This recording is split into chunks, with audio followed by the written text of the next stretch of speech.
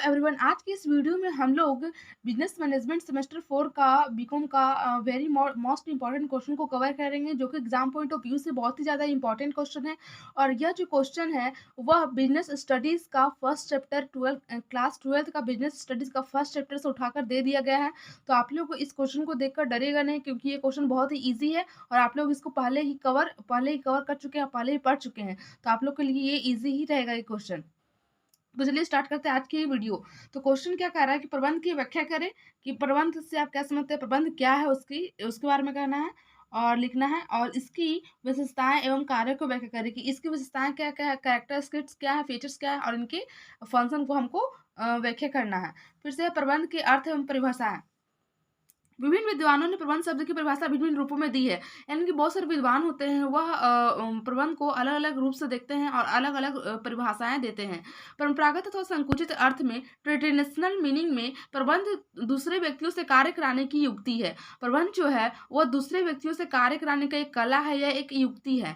इस प्रकार वह व्यक्ति जो अन्य व्यक्तियों से कार्य कराने की क्षमता रखता है उसे प्रबंधक कहलाता है। अर्थात जो व्यक्ति, एक ऐसा व्यक्ति जो कि बहुत नॉलेजेबल होता है और बहुत उसमें एबिलिटी होती है, बहुत वो नॉलेज इंक्रीज कर चुका होता है और वो उसके पास एक अच्छा खासा एक्सपीरियंस होता है, जो कि दूसरे व्यक्ति, दूसरे इंडिविजुअल पर्सन से काम कराने की क्षमता रखता है, उसी को हम लोग क्या कहते हैं, प्रबंधक कहते हैं। इनके प्रबंधक जो होता है वो हेड होता है और वो दूसरे व्यक्तियों से, अर्थात दूसरे इंडिविजुअल पर्सन से जो संस्था में कार्य कर रहे हैं उसको काम करने के लिए कहता है और उसके अकॉर्डिंग ही काम उसको करना पड़ता है।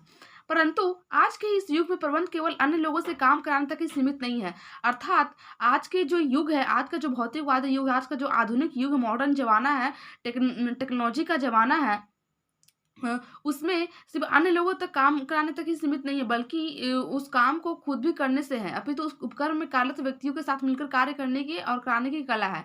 अर्थात उपक्रम में, अर्थात जो संस्था है, जो कंपनी है, उसमें जो काम कर रहे हैं उसके साथ खुद भी मिलकर काम करने की कला है, उसी को हम लोग क्या कहते हैं, प्रबंध कहते हैं।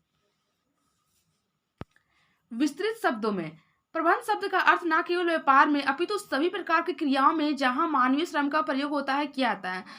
प्रबंध ऐसा नहीं कि सिर्फ व्यापार में ही काम आता है, यह हर एक प्रकार का क्रिया हो जहां पर मानव श्रम का, यानी कि जहां पर मानव कोई ना कोई कार्य कर रहा हो, कोई ना कोई एक्टिविटी परफॉर्म कर रहा हो, उसी को हम लोग उसमें हमको प्रबंध की आवश्यकता होती है। प्रबंध का आशय उपक्रम में कार्यरत व्यक्तियों को इस प्रकार नियोजित, नियंत्रित एवं समन्वित करने से ताकि न्यूनतम साधनों से अधिकतम लाभ प्राप्त हो सके।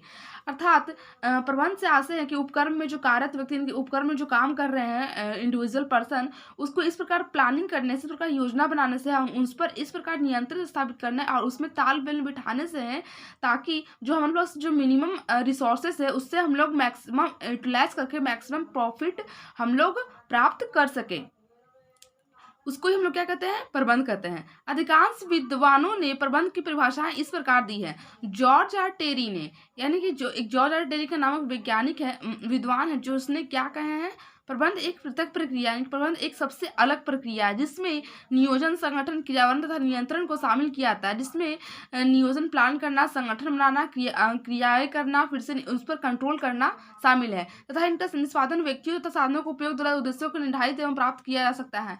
अर्थात इसे व्यक्तियों द्वारा और साधनों द्वारा का उपयोग करके जो संस्था के जो लक्ष्य हैं उसको अचीव किया जा सकता है।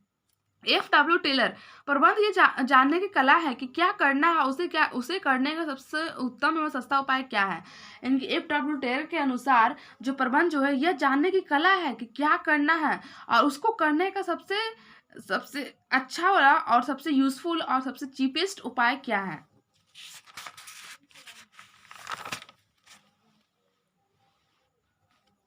अगला है टॉपिक, प्रबंध की निम्नलिखित प्रमुख विशेषताएं हैं कि प्रबंध के क्या क्या कैरेक्टरिस्टिक्स और फीचर्स है, उसके बारे में। फर्स्ट है प्रबंध उद्देश्य प्रधान प्रक्रिया, अर्थात प्रबंध जो है ना वह एक उद्देश्य मतलब प्रधान प्रक्रिया है। यदि हमारे सामने कोई उद्देश्य नहीं है तो प्रबंध की आवश्यकता नहीं है। अगर हमारे सामने कोई उद्देश्य नहीं है, कोई हमारे सामने कोई ऑब्जेक्टिव नहीं है, तो हमको प्रबंध की आवश्यकता ही नहीं हो सकती है, हमको उसकी रिक्वायरमेंट नहीं हो सकती है। दूसरे शब्दों में, प्रबंध की आवश्यकता तब होती है जब उसे प्राप्त करने के लिए हमारे पास कोई उद्देश्य हो। अर्थात प्रबंध की आवश्यकता हम लोग को तभी होती है जब उसको प्राप्त करने के लिए कोई हमारे पास कोई ऑब्जेक्टिव हो। प्रबंधक का यह प्रयास रहता है कि वह अपने विशेष ज्ञान एवं अनुभव के आधार पर पूर्व निर्धारित उद्देश्यों को प्राप्त करने की सफलता प्राप्त कर सके।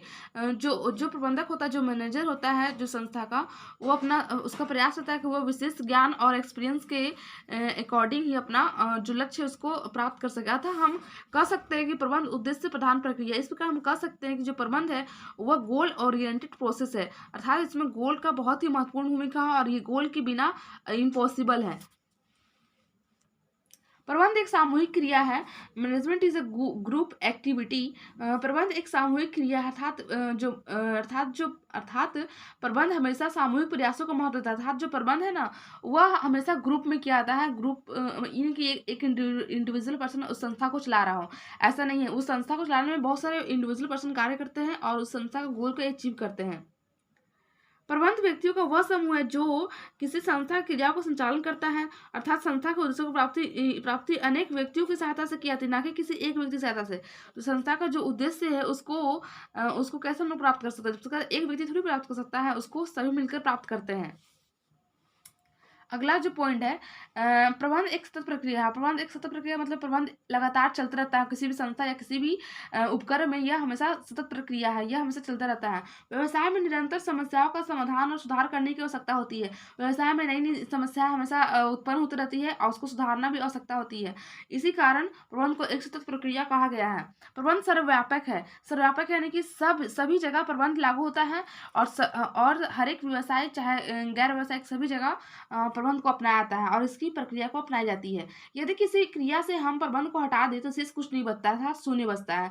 यदि किसी क्रिया से हम मैनेजमेंट को हटा दें तो हमारे पास कुछ नहीं बचता, सिर्फ जीरो बचता है। Anything minus management is equal to zero. यहाँ एनीथिंग से हमारा आशय सभी प्रकार की क्रियाओं व्यावसायिक अथवा गैर व्यावसायिक से है। यदि हम इन क्रियाओं का प्रबंध नहीं करेंगे तो परिणाम शून्य अथवा असफल रहेगा। अगला है हम लोग का सार्वभौमिक प्रक्रिया। प्रबंध की क्रिया सभी संस्थाओं में, चाहे वह व्यावसायिक संस्था हो या फिर सामाजिक या फिर राजनीतिक हो या फिर धार्मिक, समान रूप से संपन्न की जाती है। अर्थात यह सभी प्रकार की संस्थाओं में लागू होता है, चाहे वो सामाजिक हो, राजनीतिक हो, धार्मिक हो, सभी में समान रूप से लागू किया जाता है। कोई भी संस्था जिसका लक्ष्य सामूहिक प्रयासों को प्राप्त करने से अनिवार्य रूप से अपनी क्रियाओं का नियोजन, संगठन, निर्देशन और नियंत्रण करना पड़ता है। अगला है प्रबंध विभिन्न स्तरीय प्रशासनिक कार्य है। प्रबंध का जो है ना वो 3 स्तर में डिस्ट्रीब्यूट है और अपना अपना अलग ही कार्य है। एक उपकरण में प्रबंध के कई स्तर होते हैं, जो सर्वोच्च प्रबंध टॉप लेवल मैनेजमेंट, मध्य स्तरीय प्रबंध मिडिल लेवल मैनेजमेंट, प्रथम स्तरीय प्रबंध लोअर लेवल मैनेजमेंट। परंतु इन सभी स्तरों पर प्रबंध के समानुकूल निर्णय लेकर श्रमिक समूह से कार्य संपन्न कराते हैं, वास्तव में स्वयं कार्य नहीं करते हैं। तो ये आप लोग का डायग्राम है। ऊपर सबसे टॉप पर होता है टॉप लेवल मैनेजमेंट, जो कि सबको डायरेक्ट करता है, सबको ऑर्डर देता है कि आपको ये काम करना है, इसके अकॉर्डिंग करना है, गोल को ध्यान में रखते हुए प्लान बनाता है और उसके अकॉर्डिंग आपको कार्य करना है। मिडिल लेवल मैनेजमेंट, ठीक है, ये बीच वाले मैनेजमेंट होते हैं, ये बीच वाले इंडिविजुअल पर्सन होते हैं। और ये लोअर लेवल मैनेजमेंट, जो कि उस कार्य को जो टॉप लेवल मैनेजमेंट द्वारा जो मैनेजर है उसको रूल बनाता है, रूल्स रेगुलेशन बनाता है, उसको ये फॉलो करते हैं। ठीक है, फिर अगला है हम लोग का है प्रबंध के कार्य, फंक्शन ऑफ मैनेजमेंट की कर है कि संस्था द्वारा निर्धारित उद्देश्यों की पूर्ति के लिए प्रबंध का संबंध प्राय उपक्रम की संस्था के इन 6 एम से है। Man, methods, material, machines, money and market. इन सभी को एकत्रित करने समन्वय हेतु प्रबंधक को निम्न कार्य करने पड़ते हैं। देखिए, हम लोग को जितना भी प्रबंध है उसको कार्य करने में क्या क्या आवश्यकता होती है? मैन का, आदमी का, ठीक है, मेथड्स क्या क्या विधि है उसको अपनाने के लिए, फिर मटेरियल्स क्या क्या चीज़ चाहिए, मशीन्स, मनी, पैसा और मार्केट, जहाँ पर हम लोग अपने प्रोडक्ट को सेल कर सकते हैं। फिर फर्स्ट है नियोजन अथवा योजनाकरण। यानी कि सबसे पहले हम लोग प्लानिंग बनाते हैं, क्या करना है, पहले क्या करना है और उसको कैसे अचीव करना है, कैसे करना है। प्रबंध का सबसे प्रमुख कार्य निश्चित उद्देश्यों की प्राप्ति के लिए एक सफल योजना तैयार करना है। प्रबंधकों को यह सोचना पड़ता है कि वर्तमान उपलब्ध साधनों के द्वारा किस प्रकार अधिकतम उत्पादन प्राप्त किया जा सकता है और कार्य करने के आदर्श का एवं लक्ष्य क्या होना चाहिए और संभावित कठिनाइयों को विजय पाने के लिए कौन कौन से साधन अपनाया जा सके। मतलब जो प्रबंधक होता है वह इस प्रकार योजना बनाता था कि वो न्यूनतम साधन में और मैक्सिमम प्रॉफिट अर्न कर सके। कार्य है कि संगठन संगठन व्यक्तियों को एक ऐसा समूह है जो निर्धारित लक्ष्य की प्राप्ति हेतु क्रियाशील रहता है, ठीक है। और उत्पादन के विभिन्न साधनों को समन्वय स्थापित करने के लिए एवं मानसिक दृष्टि से किस कार्य को लिए उपयुक्त उपयुक्त है, यह कार्य संगठन का है। निर्देशन और संचालन अर्थात ऑर्डर देना आजकल के युग में इसे निर्देशन का नाम दिया गया है। संगठन के क्रियाशील करने और नियंत्रण जागरूक रखने के लिए कुशल संचालन की आवश्यकता होती है, अर्थात एक अच्छा इंस्ट्रक्टर का जो जरूरत होता है, उसको इंस्ट्रक्ट करने के लिए संस्था के सभी इंडिविजुअल पर्सन को, ताकि वो अपना कार्य को अच्छी तरह से कर सके और संस्था का जो ऑब्जेक्टिव है उसको अच्छी तरह से अचीव किया जा सके। यह कार्य भी प्रबंध द्वारा संपन्न किया जाता है, अथवा प्रबंध का एक सेनापति अथवा नायक के समान होता है। जो प्रबंधक होता है ना, वह एक सेनापति अर्थात नायक समान होता है, जो निर्देशन द्वारा अपने अधीन कर्मचारियों को यह बताता है कि उन्हें कब, कहाँ और क्यों और कैसे काम करना है। अगला है समन्वय। किसी व्यवसाय में विभिन्न विभागों और विभिन्न व्यक्तियों तथा उनके विभिन्न वर्ग के क्रियाओं का मदद संयोजन अथवा कराने का कार्य समन्वय कहलाता है। अर्थात जो किसी भी व्यवसाय होता है, कोई भी व्यवसाय, कोई भी उपक्रम होता है, उसमें बहुत सारे व्यक्ति होते हैं, बहुत सारे इंडिविजुअल पर्सन कार्य करते हैं, बहुत सारे डिपार्टमेंट होते हैं, उनमें तालमेल बैठाना बहुत सी आवश्यकता होती है, उसी को हम लोग समन्वय बोलते हैं। प्रबंध समन्वय के माध्यम से विभिन्न विभागों के विभिन्न श्रमिकों अथवा विभिन्न कर्मचारियों के हितों में सामने स्थापित विभिन्न श्रमिकों एवं कर्मचारियों के हितों में सामने स्थापित करने का प्रयास करता है, उन्हीं के बीच सबका लक्ष्य एक ही हो जाए। अभी प्रेरणा, मोटिवेशन, कैसे आप प्रबंधक जो है वो कैसे जो इंडिविजुअल पर्सन उसके अधीन कार्य कर रहे हैं सबऑर्डिनेट, उनको कैसे मोटिवेट रखना है ताकि वो संस्था को अच्छी तरह से कार्य कर सके। प्रबंध श्रमिकों तथा कर्मचारियों की स्वेच्छा से कार्य करने की भावना को जागृत करना, ताकि वे स्वामी भक्त, संस्थागत और कार्यभक्त होकर ईमानदारी और लगन के साथ अपने कार्य को कर्तव्य को निष्पादन कर सके। और कुशल प्रेरणा से कर्मचारियों का मनोबल भी बढ़ता है।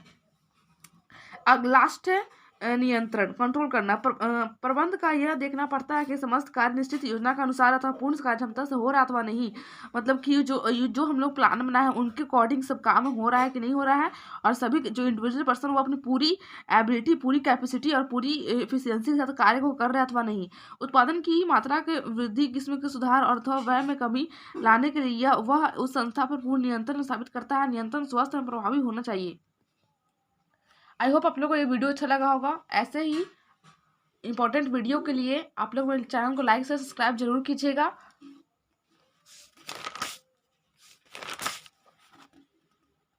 Thank you so much watching this video.